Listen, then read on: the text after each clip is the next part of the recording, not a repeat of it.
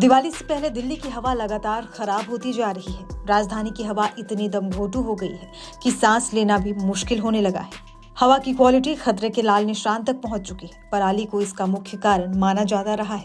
अभी से ये हाल है तो सोचिए दिवाली तक तो क्या ही हाल होगा, क्योंकि हर साल दिवाली पास आते आते प्रदूषण और धुंध और भी ज्यादा बढ़ जाता है। इससे बुजुर्गों और बीमारों के सामने सांसों का संकट पैदा होने लगता है।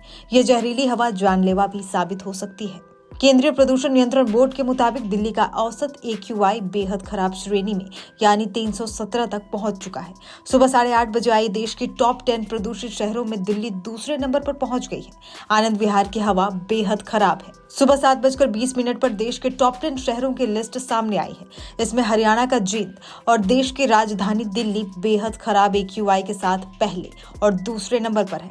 अब एक नजर डालते हैं देश के सबसे प्रदूषित टॉप 10 शहरों पर। इनमें हरियाणा का जींद पहले, दूसरे नंबर पर दिल्ली, तीसरे नंबर पर हनुमानगढ़, चौथे नंबर पर सिंगरौली, पांचवें नंबर पर ग्रेटर नोएडा, छठे नंबर पर बहादुरगढ़, सातवें नंबर पर हाजीपुर, आठवें नंबर पर राजगीर, नौवें नंबर पर गाजियाबाद और 10वें नंबर पर सोनीपत है। अगर दिल्ली में प्रदूषण के हॉटस्पॉट की बात करें तो ये आनंद विहार, मुंडका, वजीरपुर, जहांगीरपुरी, आरकेपुरम, ओखला, बवाना, विवेक विहार, नरेला, अशोक विहार, द्वारका, पंजाबी बाग और रोहिणी है।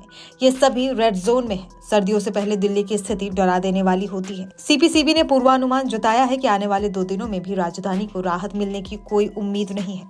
बताते चले कि एयर पोल्यूशन बढ़ने के बाद ग्रैप लागू किया जाता है।